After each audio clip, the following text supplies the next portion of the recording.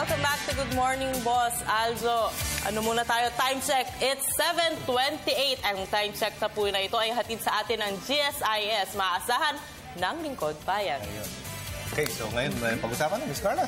Yes, ang ating sunod na pag-uusapan ito nga taon-taon ay nagsasagawa ang Civil Service Commission, ang Lingkod Bayan Award. At this morning, makakasama natin ang isa sa mga awardee, si Mr. Edgar Aquino, Director 2 ng Dole Regional Conciliation and Mediation Board. Good morning. Good morning po.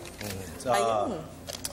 Okay, so Lingkod Bayan Awards, 114 Civil Service Commission Anniversary. Okay, si Mr. Aquino po, siya yung Dole po kayo, di ba? Yes, sir. Dole po. Sa Regional Conciliation and Mediation Board.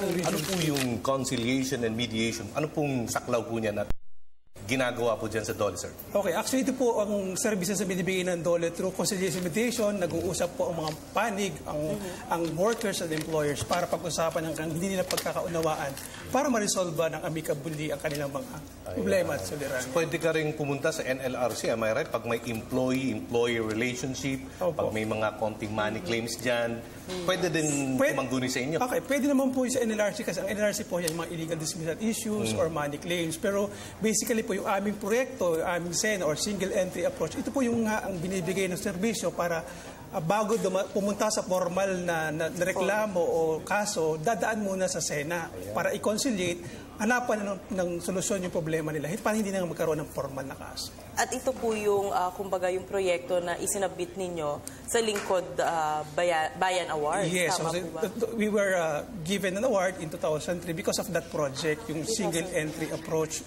na mas mapapabilis, walang gastos, ang madaling proseso dahil nga within 30 days kailangan magkaroon na ng solusyon yung problema nila. Parang ganun, para pag-usapan agad, para magkaroon ng amicable settlement. Okay, so pag-usapan natin Lingkod Bayan Awards na yan. So isa po kayo sa mga awardee or grupo o individual po ito? Actually, it's a group award. So hindi po siya individual. So we were 9 in the group. So we were headed by our then Executive Director, Reynaldo R. Ubaldo. So siya po yung naging head sa amin. So marami pong opisina ang Dole. May mga attached agencies yan, may regional offices. Meron pong National Conciliation Mediation Board, which I belong dun sa NCMB, yung National Conciliation Mediation Board. Okay, so ito po ay ginagamit yun na sa Dole for how many years? So 5 years na po siya. So, institutionalized na po siya ngayong programa na ito. So, tuloy-tuloy na programa na po ito mula noong 2010 nga po. So, hanggang ngayon po ay malakas ang aming programa na ito at nilalapit because nga mabilis ang solusyon sa problema nila. Matanong ko lang po, ano po ba usually yung nilalapit nila o dinudulog po nila na problema sa inyo? Karamihan po dyan kasi labor standards yung kumbaga hindi pagsunod sa mga employers sa sweldo. O kaya meron din mga illegal dismissal cases na napupunta sa SENA para hindi na muna pupunta sa NLRC. Nagsisena muna nga sila para yun nga again, mag-usap dun sa suliranin at ihanap ng solusyon sa problema. Mas maganda mag-usap muna. Tama po yun. Naman, diretso mo kagad sa korte. Tama po yun. Kasi ang NLRC, korte yan ng Dole. Tama, korte po yan. Quasi-judicial function ng Dole. So, sa NLRC, mas mabigat na kaso na po yun. Tama po. Formal na kaso na pagdating doon sa NLRC. Nagsasabit ng position papers, kailangan mo na ng abogado. Samantalang sa SENA po, hindi pwedeng walang abogado actually doon. Kasi nga, mag-uusap yung dalawa para hanapan ng solusyon. Kasi ipinagmalaki din ng ating Pangulo sa kanyang nakaraang SONA na bumaba ngayon ng incident rights sa mga kumpanya. Magandang balita yan kasi nga, it will entice ng marami pang mga mamumuhunan sa ating bansa. Tama po. May right, tama po, sir. So yun. So maganda pong ginagawa ngayon dyan sa Regional Conciliation and Mediation Board. Mediation. Usap tayo. Hanap ng solusyon. Ano problema? Tagapamagitna, pagkasundo. Yan po yung aming main na tatrabaho. Okay. Ito naman, pag-usapan natin yung Lingkod Bayan Awards. Sigurado ko maraming interesado na sumali dito. At kayo po ay ninominate po mismo ng Dole. Sa tingin niyo po, ano po ba yung naging sekreto nitong proyekto ninyo at talaga pong pinarangalan kayo? Actually, yun po. Dahil nga din, kasi alam naman natin, kapag may kaso, matagal. Mahabang proseso. Samantala kung SENA, napaikli siya within 30 days dapat na-resolve. What happened now is, kapag na-resolve mo na, ano mangyayari? Di ko konti na lang o madedeklag yung mga kaso natin sa mga korte natin. Because basically, naging objective mo sa end. Katulad din yan sa mga ordinary cases kasi pag may mga small money claims, pupunta ka na sa MTC. Tama yun, sa sir. Metropolitan Trial Court na at mag-uusap na lang. Ang judge sabi, ano bang problema ninyo? Pag-usapan na lang ninyong dalawa para hindi na tayo tutuloy sa kaso. Kasi magastos po yan. Tama po. Kukuha ka pa ng abogado. Tapos magbabayad ka pa siyempre. No? So, tapos oras pa rin. Oras po. Lagi yung nakakasagabal talaga. So pag-usapan, maganda kung pag-uusapan na lang, kung pwedeng maibalik sa pangingempleyo niya o sa employment niya or makuha niya yung gusto niya. Tama po. Separation pay, ano pa yung mga benefits sa Sir Aquino? Lagay mo kung mayroong mga underpayment na hindi naibigay, entertainment pay na hindi naibigay. So, karamihan sir, dapat maganda, pinag-usapan na lang kaysa magkasuhan pa. Dahil sabi nga ni sir, di ba, mag-abogado ka pa, oras mo, inconveniente sa iyo, di ba, mga ganon. Samantalang kung pwede pag-usapan sa mesa para maghanap ng solusyon sa problema, edi wala na pong kaso tayong pwedeng mangyari. Okay. So, mga subordinate, kakasamahan nyo rin po sa DOLE, ang mga awardees ng grupo? Actually, hindi naman po. Ano siya, merong pang tag-regional office, meron sa attached agencies naman din kami.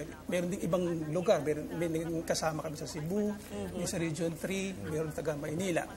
So basically, halos pare-paras naman po.